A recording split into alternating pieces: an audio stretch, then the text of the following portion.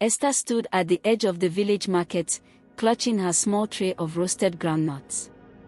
The sun was sinking low, casting long shadows across the dusty road.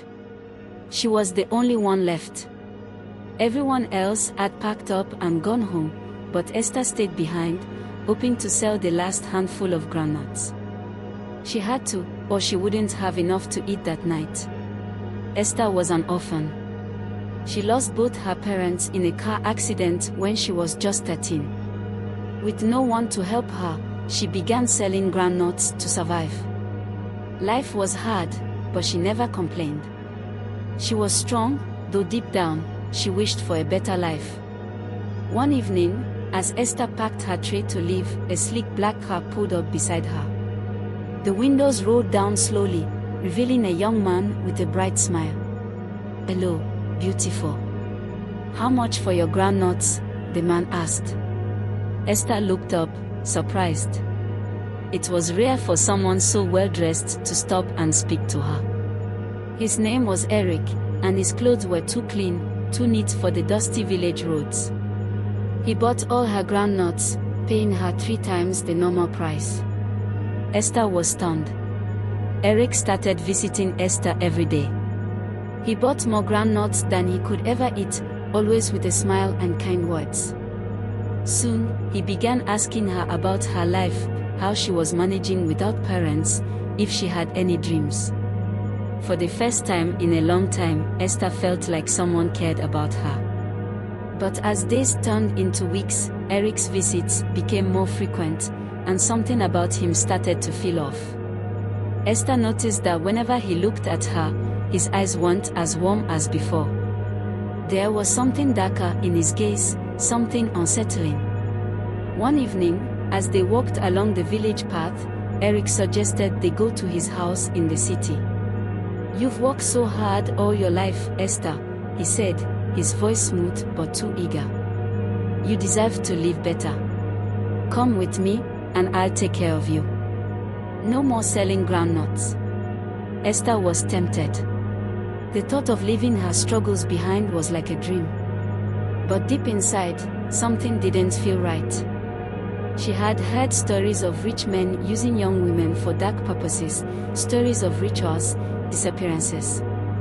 Her heart pounded, but she smiled at Eric, pretending to be excited. That night, Esther couldn't sleep. She lay in her small hut, thinking about Eric. She remembered the strange way his eyes sometimes flickered when he thought she wasn't looking. And then she remembered something her late mother once told her: not all smiles are friendly. The next morning, Esther decided to visit an old woman who lived at the edge of the village, someone who knew things others didn't. They called her Mama Needy, and she was known for helping people with her wisdom. When Esther told her about Eric, Mama Needy's face grew serious. She looked deep into Esther's eyes and whispered, "Child, you are in danger. That man has dark plans for you. He is not who he says he is." Esther's heart raced. Mama Needy told her that Eric had been seen with others before, young women who suddenly disappeared, never to be heard from again. The villagers whispered about him, but no one had proof. Panicked, Esther thanked the old woman and ran home. She knew she had to get away, but Eric was coming that evening to take her to the city. She couldn't let him know she was onto him.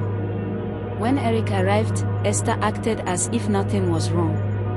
She smiled, agreed to go with him, and even let him hold her hand. But as they walked towards his car, Esther's mind raced, trying to find a way out.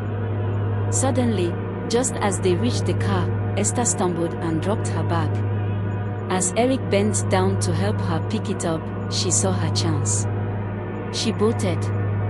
Running faster than she ever had in her life, she darted through narrow alleys, dodging between houses, her heart pounding in her ears. Eric shouted after her, his voice no longer sweet and gentle.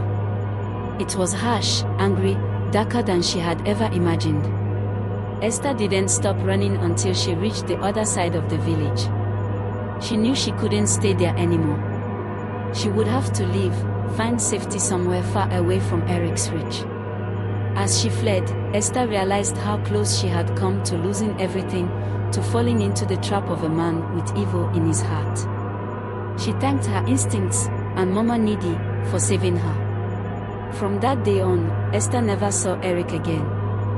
But the memory of his dark intentions stayed with her, a reminder that not all that glitters is gold, and that the price of trust can sometimes be life itself.